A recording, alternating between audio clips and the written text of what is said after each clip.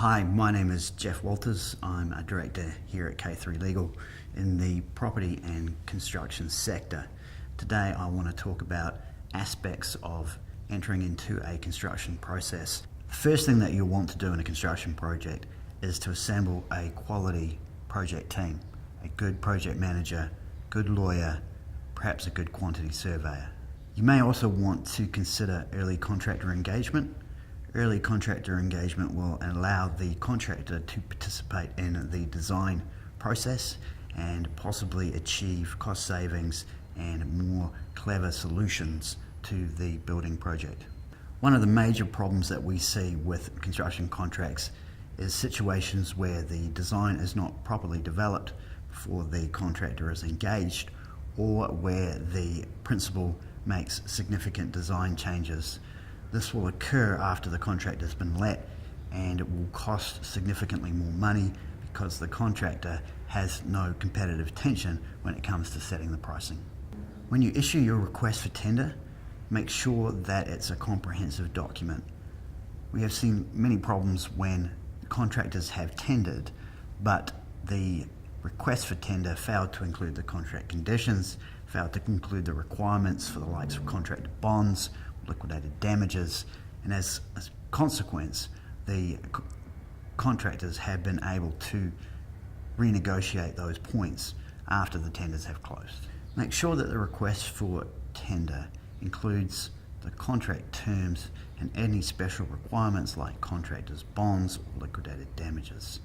We have had significant problems where those items haven't been included and have had to be negotiated directly with the preferred contractor post the closing of tenders. Once the contract process has started, take care to obtain all documentation as early in the piece as possible.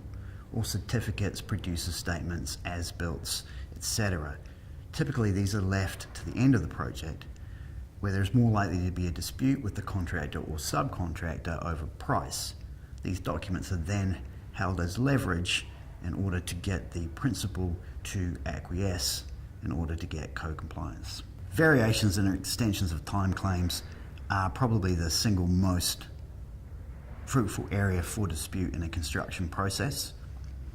You want to make sure that you investigate these claims as early as possible. You want to give yourself time to get the information in real time and to have the opportunity to mitigate cost.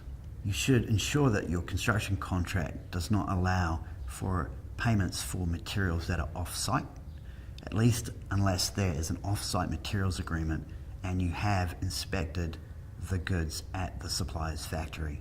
We too often see situations where off-site materials are paid for, but the supplier isn't. When the contractor gets in trouble, you'll find that you have to pay twice to get the materials from the supplier in the absence of an off-site materials agreement. You should be very careful to respond to contractors' payment claims with compliant payment schedules issued within the relevant timeframes. If you fail to issue a proper payment schedule within the relevant timeframe, you'll be forced to pay whatever the contractor has claimed, even if you dispute it. In the current market, many contractors are under financial stress.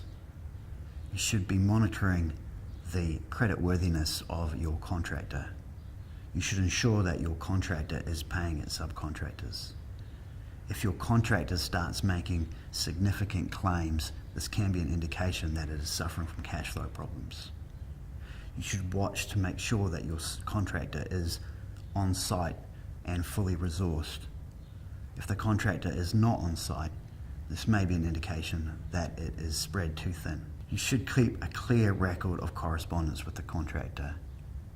You should set up a formal notice to contractor, notice to engineer regime.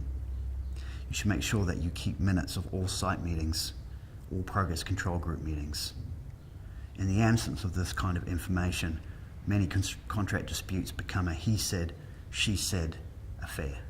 If a dispute does arise, get a lawyer's perspective quickly, even if it's just a light review. Getting an understanding of what the parties' legal rights are and the costs and the timeframes involved with resolving a dispute can help incentivize a practical and commercial outcome. So construction projects involve a lot of moving parts. As such, they're very high risk. So it is important to get it right from the start to avoid a problem downstream.